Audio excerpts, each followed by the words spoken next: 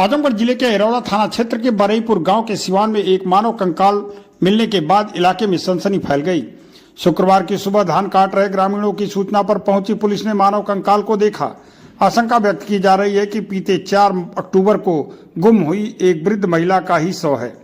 अंग बिखरे हुए थे और पास में एक साड़ी पड़ी हुई थी, जिससे परिजनों ने अपने घर की ही महिला होने की पुष्टि की। अपर पुलिस अधीक्षक ग्रामीण चिराग जैन ने बताया कि 65 वर्षीय विद्यावती पत्नी रामनिवास मिश्रा 4 अक्टूबर को गांव से गुम हो गई थी। सुबह खेत में धान काटते समय ग्रामीणों ने खोपड़ी और हाथ पैर के हड्डियों को देखे। गांव वालों ने पुलिस को सूचना दी, जिस पर मौके पर पहुंचे थानाध्यक्ष प्रदीप कुमार ने जांच शुरू की। जांच में ग्रामीणों ने साड़ी की पहचान कर विद्यावती के कंकाल की पुष्टि की, जिसके बाद हड्डियों को एक बोरे में इकट्ठा कर पीएम और डीएनए टेस्ट के लिए जिला मुख्यालय भेजा गया। मृतका के इकलौते पुत्र अरविंद मिश्रा ने किसी पर कोई आरोप नहीं लगाया और पीएम के बाद अपने मां के पार्थिव शरीर का दाह संस्कार करने की इच्छा जताई। पुलिस के प्रारंभिक अनुमान के अनुसार महिला की मानसिक स्थिति ठीक नहीं थी। संभवतः वह खेत के पानी में डूब गई और उसके शरीर को बाकी अंग जानवरों और जलीय जीवों द्वारा नोच लिए गए थे। इस पूरे मामले की जानकारी होने के बाद अपर पुलिस अधीक्षक ग्रामीण चिराग जैन ने क्या कहा, आइए हम आपको सुनाते हैं। आज सुबह थाना एरौला के गांव बरईपुर से एक मानव कंकाल प्राप्त होने की सूचना प्राप्त हुई थी। इस सूचना पर थाना एरौला की टीम मौके पर पहुंची। मौके पर कंकाल के पास से जो कपड़े बरामद हुए, उनके आधार पर उसकी पहचान विद्या देवी मिश्रा, जिनकी उम्र लगभग 75 वर्ष थी, जो मानसिक रूप से थोड़ी विचलित थी, उनके रूप में हुई। इसके संबंध में यह भी अवगत कराना है कि इनकी गुमशुदगी के संबंध में लगभग 1.5 महीने पहले थाना एरौला पर मुकदमा भी पूर्व से पंजीकृत था इनकी गुमशुदगी के संबंध में, जिसकी विवेचना की जा रही थी। इसकी जो शव है वो धान के खेत में प्राप्त हुआ है। 1.5 महीने से लगभग धान के खेत में बहुत अधिक पानी भरा हुआ था, इस कारण इनकी डूबने से मृत्यु की संभावना दिख रही है। लेकिन अच्छे से जांच कराने जाने के लिए पीएम रिपोर्ट का शेष है। पीएम हेतु बॉडी को पोस्टमार्टम हेतु भेज दिया गया है। आगे जो भी तथ्य प्रकाश में आएंगे और जो भी साक्ष्य संकलन किया जाएगा, उनके आधार पर अग्रिम विधिक कार्रवाई की जाएगी। आजमगढ़ में भारतीय जनता पार्टी द्वारा लौह पुरुष सरदार वल्लभ भाई पटेल की 150वीं जयंती के अवसर पर विभिन्न कार्यक्रमों के क्रम में सदर विधानसभा में प्रदेश कार्य समिति सदस्य अखिलेश मिश्रा गुड्डू के नेतृत्व में एसकेपी इंटर कॉलेज से एकता यात्रा निकाली गई, जो पहाड़पुर, तकिया चौक, अग्रसेन चौराहा, कलेक्ट्रेट चौराहा होते हुए अम्बेडकर पार्क में पहुंचकर संपन्न हुई।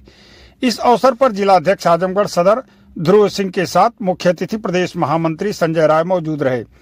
यात्रा में हजारों की संख्या में भाजपा पदाधिकारी, कार्यकर्ता, छात्र एवं आमजन हाथ में तिरंगा लेकर चल रहे थे। मार्ग में जगह जगह आमजन ने यात्रा का पुष्प बरसाकर स्वागत किया। इस अवसर पर मुख्य अतिथि प्रदेश महामंत्री संजय राय ने कहा कि लौह पुरुष सरदार वल्लभ भाई पटेल की जयंती के 150 वर्ष 31 अक्टूबर को पूर्ण हुए थे।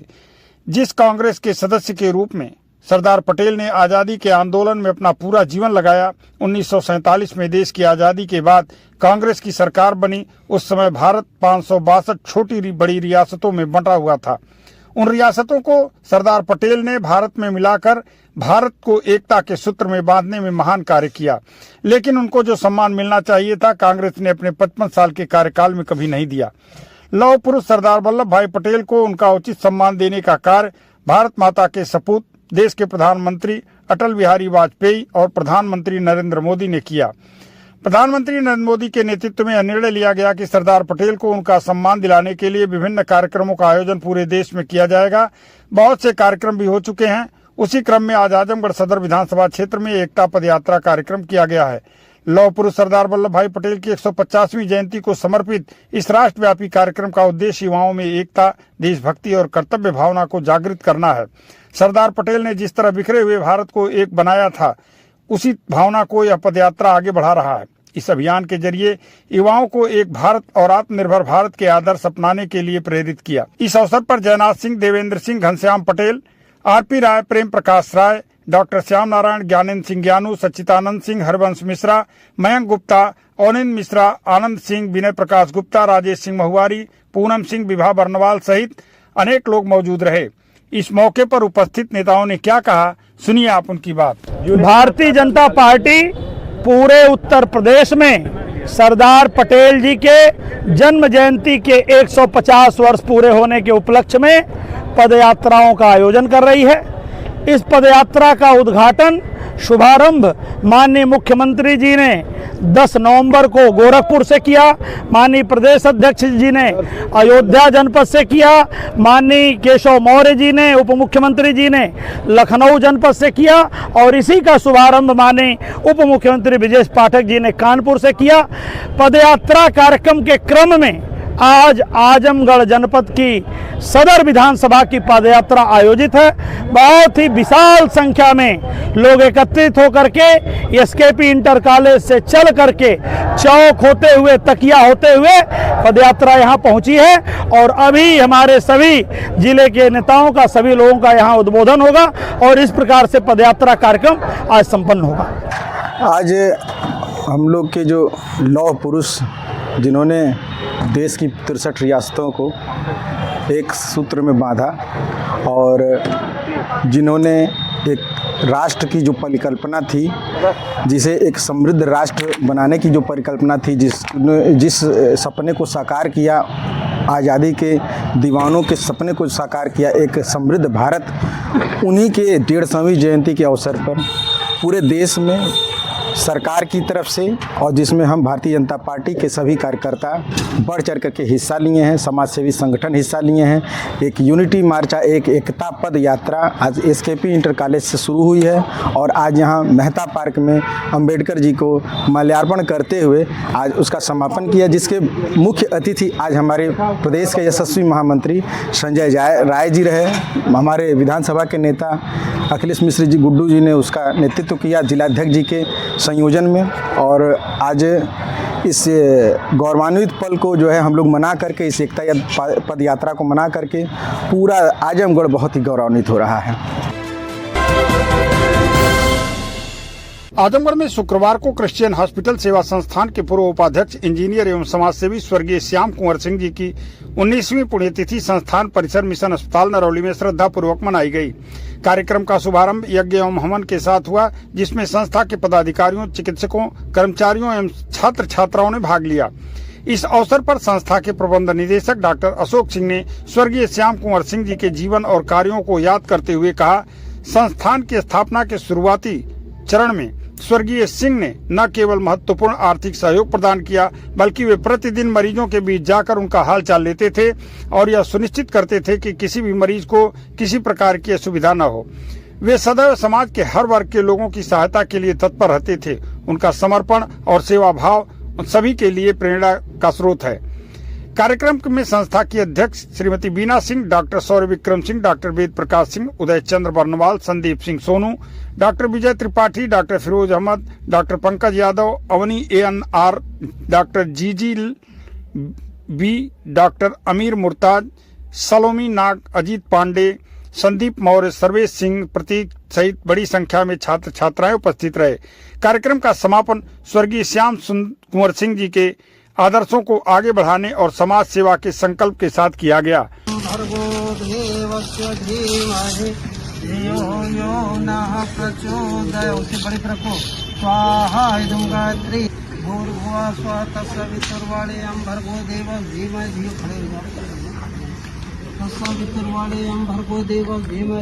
ग्रह नवग्रह देवताभ्यो नमः स्वाहा। पंचोक्ताय विद्महे महादेवाय धीमहि तन्नो रुद्रा प्रचोदयात् स्वाहा। श्री हनुमंताय नमः स्वाहा। श्री ओम भूर्भुवः स्वः तत्सवितुर्वरेण्यं भर्गो देवस्य धीमहि धियो यो न प्रचोदयात् स्वाहा। इदं गायत्री दोनों पीछे श्री रामदूताय नमः स्वाहा। श्री शनिदेवाय नमः स्वाहा। श्री हनुमंताय नमः स्वाहा। यो न प्रचोदयात् स्वाहा। इदं गायत्री दोनों ओम निवाय धर्मराजाय श्री चित्रकूट देवताभ्यो नमः स्वाहा। आजमगढ़ पहुंचे पिछड़ा वर्ग आयोग के सदस्य सत्येंद्र बारी ने कहा कि विकास की मुख्य धारा से वंचित समाज को मुख्य धारा से जुड़ने के लिए भारतीय जनता पार्टी की सरकार कटिबद्ध है, क्योंकि भारतीय जनता पार्टी केंद्र और राज्य की ऐसी सरकार है जो जाति, धर्म, मजहब से ऊपर उठकर सभी वर्गों का विकास करना चाहती है। इतना ही नहीं, सभी वर्ग के महापुरुषों को भी सम्मानित करने का कार्य भारतीय जनता पार्टी ने ही किया है। उन्होंने उत्तर प्रदेश के मुख्यमंत्री योगी आदित्यनाथ द्वारा समाज के उस वर्ग के लिए जो अभी तक अज्ञानतावश अपने अधिकारों से वंचित है उसको अधिकारों के प्रति जागरूक करने के लिए उन्हें गांव-गांव जन चौपाल लगाने का निर्देश दिया है। जन चौपाल के माध्यम से एक सेवक के रूप में वह सभी जाति धर्म मजहब के लोगों को जागरूक कर उन्हें योजनाओं का लाभ दिलाने के लिए प्रयासरत हैं। आपको बता दें कि इस जन चौपाल में सभी विभागों के अधिकारी उपस्थित होकर समस्याओं का निस्तारण करते हैं। उन्होंने जन चौपाल के माध्यम से कहा कि पद आज है, कल रहेगा या नहीं रहेगा इसकी चिंता नहीं है, जनता के हृदय में स्थान बना रहे यही उनके लिए सत्ता का सर्वोच्च सिंहासन है। इस मौके पर उन्होंने क्या कहा, आइए हम आपको सुनाते हैं। भारतीय जनता पार्टी की सरकार निरंतर क्षेत्र के विकास में ऐसा वर्ग, ऐसा शोषित और वंचित वर्ग जो आज भी दुर्भाग्यवश विकास की मुख्य धारा से नहीं जुड़ पाया, उसके लिए सतत प्रयास करने वाली जो सरकार है, इसे गरीब और गुरबों की सरकार कहें, वह भारतीय जनता पार्टी की सरकार है। यह इसके पूर्व चौपाल में अपने गीतों के माध्यम से ग्राम पंचायत वासी रोहित बारी ने स्वागत गीत गाकर उनका स्वागत किया। समाज के लोग चाहते थे अपना भी कोई नेता बने, जब कोई पूछे उनसे तो उनका भी नाम पहले गिने, जब पहचान उनसे होने लगे तो, जब पहचान उनसे होने लगे तो समझो जमाना हिल गया, निकला कोई तो अपना भी चेहरा खिल गया। जनपद आजमगढ़ प्रवास पर रहे सत्येंद्र बारी सदस्य राज्य पिछड़ा वर्ग आयोग उत्तर प्रदेश सरकार के सदस्य के लालगंज में आगमन पर कार्यकर्ताओं द्वारा मुख्य अतिथि को माल्यार्पण कर अंग वस्त्रम तथा राम दरबार का चित्र देकर स्वागत व अभिनंदन किया गया, जिसमें अखिल भारतीय बारी संघ के जिला अध्यक्ष राजू बारी, गोरखपुर मंडल भारतीय जनता पार्टी के क्षेत्रीय महामंत्री अशोक प्रजापति, लालगंज मंडल अध्यक्ष भारतीय जनता पार्टी अरुण सिंह, मंडल उपाध्यक्ष अवनीश राय व राजेश बारी, चंदन बारी, सर्वेश बारी, गिरीश बारी, संजीव कुमार, संतोष कुमार आदि सदस्यों ने सत्येंद्र बारी का स्वागत किया। लालगंज ग्राम पंचायत उमरी श्री लालगंज आजमगढ़ में जन चौपाल का कार्यक्रम आयोजित किया गया, जिसमें बतौर मुख्य अतिथि राज्य पिछड़ा वर्ग आयोग उत्तर प्रदेश सरकार के सदस्य सत्येंद्र बारी के द्वारा राष्ट्रीय स्वयंसेवक संघ संस्थापक भारत माता के चित्र पर पुष्प व माल्यार्पण कर दीप को प्रज्वलित किए कार्यक्रम का संचालन किया गया। अखिल भारतीय बारी संघ के जिला अध्यक्ष राजू बारी के द्वारा किया गया। आज के इस जन चौपाल कार्यक्रम को संबोधित करते हुए सत्येंद्र बारी ने कहा, चलो जलाएं दीप वहां जहां अभी भी अंधेरा है। और भारतीय जनता पार्टी की सरकार ही एक ऐसी सरकार है, मैं आपको हृदय से आभार व्यक्त करता हूं सरकार का, संगठन का, मातृ संगठन का। अन्य किसी भी राजनीतिक पार्टी में आप ऐसा परिवर्तन या ऐसा चयन कभी जीवन में देख नहीं पाएंगे। यह भाजपा सरकार ही है जो हर वर्ग को खोज खोज करके, हर जाति से, हर तबके से जुड़े लोगों को खोज करके, उनके महापुरुषों को चिन्हित करके अगर सम्मानित करने का कोई कार्य कर रहा है तो भारतीय जनता पार्टी की सरकार कर रही है। इस बात को पूरी तरह से आप लोगों को स्वीकार करना ही पड़ेगा। मेदांता हॉस्पिटल लखनऊ एवं रोटरी क्लब आजमगढ़ के संयुक्त तत्वावधान में आजमगढ़ शहर के हर्रा की चुंगी स्थित नेत्र मंदिर परिसर में 23 नवंबर 2025 दिन रविवार को एक निःशुल्क स्वास्थ्य शिविर का आयोजन किया जा रहा है, जिसमें जनरल रोग विशेषज्ञ डॉक्टर मौजूद रहेंगे। रोटरी क्लब आजमगढ़ के अध्यक्ष श्रेय अग्रवाल, सचिव रविशंकर प्रजापति, कोषाध्यक्ष सतीश अग्रवाल के अलावा सदस्यगण अतुल कुमार अग्रवाल, मधुर गोयल, सुधीर अग्रवाल, दर्शन अग्रवाल, शिवम अग्रवाल, शिवम गर्ग, कुशाग्र गोयल, सुंदरम अग्रवाल, आशीष गोयल, मनीष रत्न अग्रवाल ने सभी जनपदवासियों से अपील की है कि इन बीमारियों से संबंधित मरीज समय 10 बजे से 2 बजे तक निर्धारित समय के अंदर चिकित्सा शिविर में पहुंचकर डॉक्टर से परामर्श कर अपना इलाज कराएं। इस आयोजन को लेकर रोटरी क्लब के पूर्व असिस्टेंट गवर्नर रोटेरियन चंद्र अग्रवाल ने कहा कि पिछले कई वर्षों से रोटरी क्लब मानवता की सेवा करता आ रहा है। इसी कड़ी में इस वर्ष मेदांता हॉस्पिटल लखनऊ की टीम के माध्यम से निःशुल्क उपचार के लिए चिकित्सा शिविर का ये आयोजन नेत्र मंदिर में लगाया जा रहा है। उन्होंने जनता से क्या अपील किया, सुनिए आप उनकी बात। मैं रोटेरियन चंदन अग्रवाल, पूर्व assistant governor, rotary club Azamgarh. Rotary club Azamgarh पिछले 5 दशकों से पीड़ित मानवता की सेवा में लगातार कार्य कर रहा है। इसी कड़ी में हर साल की भांति इस साल भी वेदांता लखनऊ हॉस्पिटल की टीम द्वारा निःशुल्क स्वास्थ्य शिविर कैंप का आयोजन नेत्र मंदिर हर्रा की चुंगी में पर रविवार 23 नवंबर दिन में 10 बजे से 2 बजे तक आयोजित है। हमारी जनता से यही अपील है कि इस शिविर में अधिक से अधिक संख्या में आवें और इस स्वास्थ्य शिविर का लाभ लें। धन्यवाद। कैंप का उद्देश्य क्या है? कैंप का उद्देश्य यही है कि जो आम नागरिक वेदांता हॉस्पिटल को महंगा समझ के नहीं जा पाती है, वो यहाँ आकर कम से कम देखे, इन डॉक्टरों को समझे, इन लोग किस पद्धति से क्या अपनी सेवाएं देते हैं और उसका लाभ उठाएं। किन किन चीज़ों की जांच और इस शिविर में परामर्श में सामान्य रोग, जांच में बीपी, शुगर, SpO2, वजन, ECG, BMD की जांच निःशुल्क होगी। तो मेरा नाम दर्शन अग्रवाल, रोटरी क्लब इसी साल मैंने ज्वाइन किया है एज ए मेंबर। और जो रोटरी क्लब जो इस रुझान के साथ सबको कैंप लगा रहा है, हेल्थ कैंप जो लगा रहा है नेत्र मंदिर में, उसमें आना चाहिए सबको और सबको अपना जो है हेल्थ चेकअप कराना चाहिए। अपने प्रति मतलब अपने को भी बहुत सीरियस लेना चाहिए कि उनके बॉडी में क्या हो रहा है, क्या नहीं हो रहा है, क्या चीज़ ऊपर है, क्या चीज़ नीचे है।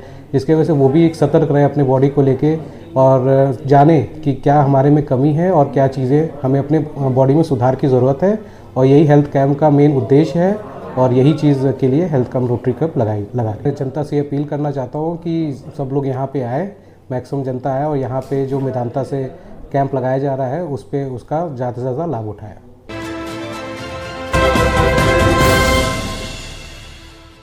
उत्तर प्रदेश की आजमगढ़ पुलिस द्वारा धारा 107 BNS के अंतर्गत आजमगढ़ में पहली बार ये कार्रवाई हुई है। आजमगढ़ पुलिस द्वारा आर्थिक अपराधों के विरुद्ध लगातार की जा रही कार्रवाई के क्रम में थाना संबंधित प्रकरण में महत्वपूर्ण सफलता प्राप्त हुई है। धारा 107 BNS के अंतर्गत दाखिल प्रार्थना पत्र पर मुख्य न्यायिक मजिस्ट्रेट आजमगढ़ द्वारा महत्वपूर्ण आदेश पारित किया गया। अभियुक्त रामजीत यादव द्वारा जिला कारागार की सरकारी खाते से संबंधित चेकों पर फर्जी हस्ताक्षर कर 52,85,000 रुपए की अवैध ट्रांजैक्शन के मामले में पुलिस द्वारा की गई कार्रवाई में bullet classic motorcycle UP 50 DA 5398 एवं स्प्लेंडर मोटरसाइकिल UP 50 CW 0799 को कुर्क कर लिया गया है। आप वीडियो में देख सकते हैं कि यह कुर्की आजमगढ़ शहर कोतवाली की पुलिस द्वारा विधि सम्मत की गई। इस मामले में दीवानी न्यायालय की मुख्य न्यायिक मजिस्ट्रेट सत्यवीर सिंह की अदालत ने माना कि दोनों मोटरसाइकिल अपराध से अर्जित आय से प्राप्त की गई है, इसलिए संपत्ति को कुर्क किया जाना न्यायोचित है। न्यायालय ने विवेचन दल प्रताप सिंह द्वारा प्रस्तुत एवं क्षेत्राधिकारी नगर शुभम तोदी द्वारा अग्रसारित प्रार्थना पत्र को स्वीकार करते हुए दोनों वाहनों को कुर्क करने का आदेश पारित किया। इस मामले में अपर पुलिस अधीक्षक नगर मधुबन कुमार सिंह ने क्या कहा, सुनिए आप उनकी बात। यह मामला जिला कारागार में चेक को चोरी करके उस पर हस्ताक्षर करके अपने खाते में 52,85,000 रुपए को ट्रांसफ़र किया गया था विभिन्न अवधियों में। यह अभियुक्त रामजीत है। इस संबंध में थाना कोतवाली नगर में मुकदमा अपराध संख्या 516/2025 पंजीकृत हुआ था। आज इसी मुकदमे के संबंध में अभियुक्त रामजीत की 2 मोटरसाइकिल, बुलेट मोटरसाइकिल और एक स्प्लेंडर मोटरसाइकिल धारा 107 BNS के तहत माननीय न्यायालय के आदेश से कोतवाली नगर में कुर्क की गई है। और इस संबंध में क्षेत्राधिकारी नगर और इंस्पेक्टर कोतवाली नगर का विशेष योगदान है। जनपद आजमगढ़ के लिए धारा 107 BNS के तहत ये पहली कार्रवाई है।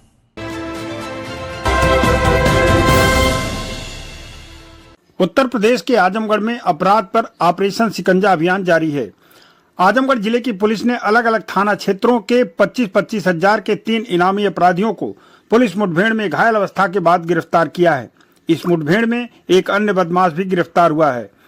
पुलिस रिकॉर्ड में ये सब अपराधी लंबे समय से फरारी काट रहे थे। यह तीनों मुठभेड़ बरदह, जीयनपुर और फूलपुर थाना क्षेत्र में हुई है। सीओ बूढ़नपुर अजय प्रताप सिंह ने बताया कि आजमगढ़, जौनपुर समेत कई जनपदों में गो हत्या, गैंगस्टर, एनडीपीएस, आयुध अधिनियम, चोरी, जालसाजी और बीएनएस की गंभीर धाराओं में 16 से अधिक मुकदमों का आरोपी फकरे आलम उर्फ फकरू काफी समय से फरार है। जीयनपुर थाना पुलिस को गुरुवार शुक्रवार की रात उस समय सफलता मिली जब चेकिंग के दौरान मुखबिर की सूचना मिली कि 25,000 का इनामी और सातिर हिस्ट्री फकरे आलम उर्फ फकरू अपने साथी अमजद उर्फ भुचल्ला के साथ किसी वारदात को अंजाम देने की फिराक में घूम रहा है। पुलिस टीम केशवपुर जंगल तिराहा पर मुस्तैद हुई। कुछ देर बाद संदिग्ध बाइक दिखी। रुकने का इशारा करने पर आरोपी घबरा कर गिर पड़े और एक ने पुलिस पर फायर किया।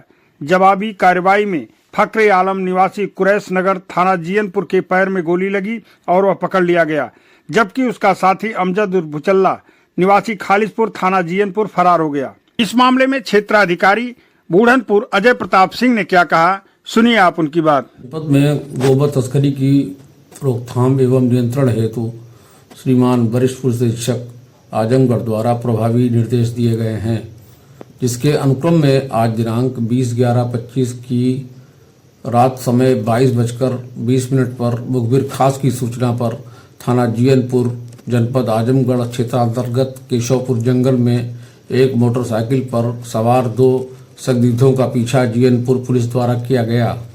पीछा करने के दौरान लगभग 20 मिनट दूरी पर वो लोग अपनी मोटरसाइकिल सहित गिर गए। तभी एक संदिग्ध द्वारा जान से मारने की नीयत से पुलिस पार्टी पर फायर किया गया। जवाबी कार्रवाई में एक संदिग्ध के दाहिने पैर में गोली लगी और दूसरा संदिग्ध अंधेरे का फायदा उठाकर जंगल के रास्ते मौके से भागने में कामयाब रहा। घायल संदिग्ध की पहचान फकरे आलम उर्फ फकरू पुत्र बदरुद्दीन निवासी कुरैश नगर थाना जीयनपुर जनपद आजमगढ़ के रूप में हुई, जो थाना जीयनपुर का हिस्ट्री सीटर है तथा पूर्व में उसके विरुद्ध गोवध, पशु चोरी, एनडीपीएस और गैंगस्टर एक्ट के तहत लगभग 16 मुकदमे पंजीकृत हैं। घायल अवस्था में उसे जिला अस्पताल आजमगढ़ में इलाज हेतु भेजा गया। घायल अभियुक्त के पास एक अदद तमंचा 315 बोर एवं एक अदद जिंदा कारतूस 315 बोर एवं बिना नंबर प्लेट की एक मोटरसाइकिल बरामद हुई। थाना जीयनपुर की पुलिस द्वारा अभियुक्त के विरुद्ध अभियोग पंजीकृत कर अग्रिम विधिक कार्रवाई की जा रही है। वहीं दूसरी मुठभेड़ 92,000 लूट के आरोपी शिवम उर्फ पग्गू यादव के साथ हुई, जब सूचना मिली कि दुर्गापुर पुलिया लूट का वांछित 25,000 का इनामी शिवम उर्फ पग्गू यादव मोटरसाइकिल से अर्रा की ओर जा रहा है। पुलिस ने बैरी मोड़ पर घेर कर उसे रोकने का प्रयास किया, लेकिन वह घबराकर गिर पड़ा और पुलिस पर फायर कर दिया। आत्मरक्षार्थ पुलिस ने भी जवाबी फायरिंग की, जिससे उसके पैर में गोली लगी और उसे गिरफ्तार कर लिया गया।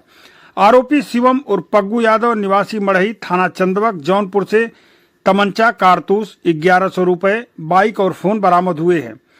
पुलिस ने पूछताछ में उस कबूला कि वह अपने साथियों के साथ 10 अक्टूबर को जनसेवा केंद्र संचालक से 92,000 रुपए की लूट की थी। सीओ लालगंज भूपेश कुमार पांडे ने बताया कि पूछताछ में आरोपी ने स्वीकार किया कि बीते 10 अक्टूबर को उसने अपने साथियों आशुतोष सिंह, संदीप यादव, आनंद यादव, गौरव जायसवाल और विपिन यादव के साथ मिलकर जनसेवा केंद्र संचालक से 92,000 रुपए की लूट की थी और रकम आपस में बांट लिए थे। इस मामले में क्षेत्राधिकारी भूपेश को क्या कहा, आइए हम आपको सुनाते हैं। थाना बरदह की पुलिस को आज चेकिंग के दौरान ये सूचना मिली कि पूर्व में जन सेवा केंद्र संचालक के साथ हुई लूट की घटना कारित करने वाला वांछित और इनामिया अभियुक्त कमालपुर की तरफ से आ रहा है, जिसके बाद थाना बरदह की पुलिस के द्वारा तत्काल चेकिंग के लिए और नाकाबंदी की गई। इस दौरान एक संदिग्ध बाइक आते हुए दिखाई दी, जिसपे पुलिस ने उसे रोकने का इशारा किया। वह व्यक्ति रुका नहीं, जबकि वो गाड़ी घुमा के भागने लगा। इतने में उसकी बाइक फिसली और उसके गिरने के बाद उसने पुलिस पार्टी के ऊपर फायर किया। पुलिस पार्टी ने अपने बचाव करते हुए उसके ऊपर फायर किया, जिससे अभियुक्त के दाहिने पैर में गोली लगी। मौके पर उसके पास से अवैध के तमंचा, खोखा और कारतूस बरामद हुआ। नाम पता पूछने पर उसने अपना नाम जो है पग्गू बताया, जो कि एक जनसेवा केंद्र संचालक के साथ हुई लूट, जिसमें मुकदमा अपराध संख्या 306/25 पंजीकृत था, जिसमें वांछित था और इस पर 25,000 का इनाम भी था। घायल को तत्काल प्राथमिक स्वास्थ्य चिकित्सालय भेजा गया और अग्रिम विधिक कार्रवाई की जा रही है। तीसरी मुठभेड़ फूलपुर थाना क्षेत्र में रात्रि में गश्त के दौरान हुई है, जिसमें पशु तस्करी के अभियोग से संबंधित हिस्ट्री सीटर अभियुक्त मुठभेड़ में घायल हुआ है। एक अन्य बदमाश भी गिरफ्तार है। इस मुठभेड़ के बाद 3 प्रतिबंधित पशु, 2 तमंचे, मोबाइल, नकदी व पिकअप वाहन बरामद हुआ है। आपको बता दें कि फूलपुर क्षेत्र में रात्रि चेकिंग में दौरान थाना फूलपुर पुलिस टीम को मुखबिर द्वारा सूचना प्राप्त हुई कि ग्राम खानजहांपुर स्थित श्रीपति यादव इंटर कॉलेज के समीप कुछ पशु तस्कर बिना नंबर की पिकअप में अवैध रूप से गोवंश लाद कर वध हेतु बिहार ले जाने की तैयारी कर रहे हैं तथा उनके पास से अवैध असलहे मौजूद हैं। थानाध्यक्ष सच्चिदानंद मैफोर्स व चौकी प्रभारी अंबारी, उप निरीक्षक रंजन द्विवेदी तथा अन्य पुलिस बल के द्वारा मौके पर पहुंचकर उसकी घेरेबंदी की गई। पुलिस को नजदीक आता देख बदमाशों ने पुलिस टीम पर गाली गलौज करते हुए जान से मारने की नीयत से फायरिंग शुरू कर दी। पुलिस द्वारा भी आत्मरक्षार्थ नियंत्रित फायरिंग की गई, जिसमें एक बदमाश मोहम्मद इब्राहिम पुत्र स्वर्गीय मसरूर निवासी मुड़ियार थाना फूलपुर के दाहिने पैर में गोली लगने से घायल हुआ। घायल अभियुक्त एक हिस्ट्री सीटर बदमाश है, जिसके विरुद्ध कुल 26 से अधिक मुकदमे दर्ज हैं। एक अन्य बदमाश अनीस पुत्र चुन्नू निवासी विश्रामपुर थाना बेवाना जनपद अंबेडकर नगर को पुलिस टीम द्वारा भागते समय पकड़ लिया गया है। मोहम्मद इब्राहिम के ऊपर आजमगढ़ जिले के फूलपुर, निजामाबाद, सरायमीर, अहरौला, कंदरापुर और सुल्तानपुर जिले में कुल 26 मुकदमे दर्ज हैं।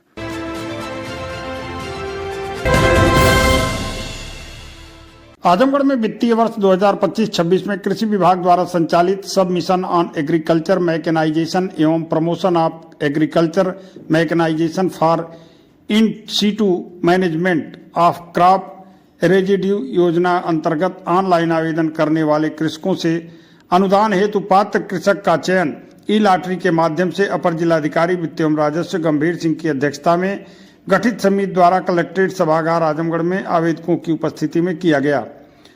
उप कृषि निदेशक आजमगढ़ द्वारा अवगत कराया गया कि किसी भी यंत्र पर अनुदान पाने हेतु संबंधित विकास खंड में से एक से अधिक आवेदन होने पर लाभार्थी का चयन शासन के निर्देशानुसार ई लॉटरी के माध्यम से समिति के द्वारा पूर्व निर्धारित तिथि को लाभार्थियों की उपस्थिति में किया जाता है, जिसमें पूर्ण पारदर्शिता होगी। उनके द्वारा यह भी बताया गया कि कृषि विभाग की विभिन्न योजना अंतर्गत ई लॉटरी के माध्यम से कस्टम हायरिंग सेंटर हेतु आवेदित 22 कृषकों, ड्रोन हेतु 1, मिनी राइस मिल हेतु 2, पावर टिलर हेतु 1, पावर वीडर हेतु 1, कृषि रक्षा उपकरणों हेतु 16, सुपर सीडर हेतु 9 तथा कस्टम हायरिंग सेंटर 30 लाख परियोजना लागत हेतु 1 कृषि यंत्रों हेतु कृषकों का चयन किया गया। प्रत्येक यंत्र हेतु प्रशिक्षा सूची भी जारी की गई। वर्तमान में चयनित लाभार्थी यदि निर्धारित तिथि तक यंत्र क्रय नहीं करते हैं तो प्रतीक्षा सूची में चयनित कृषक स्वयं पात्र हो जाएंगे। उपरोक्त यंत्रों हेतु चयनित कृषकों के मोबाइल फोन पर चयन संदेश प्राप्त हो गया। कृषकों में चयन के उपरांत प्रसन्नता की लहर देखी गई। ई लॉटरी की प्रक्रिया जिलाधिकारी आजमगढ़ के नेतृत्व में संपन्न की गई। इस अवसर पर उप कृषि निदेशक आजमगढ़, जिला कृषि अधिकारी आजमगढ़, जिला उद्यान अधिकारी आजमगढ़, कृषि वैज्ञानिक के कुटवा आजमगढ़, प्रतिनिधि लीड बैंक आजमगढ़, प्रतिनिधि जिला गन्ना अधिकारी आजमगढ़ तथा ई लॉटरी समिति के सदस्य एवं आवेदक कृषक प्रमुख रूप से उपस्थित रहे।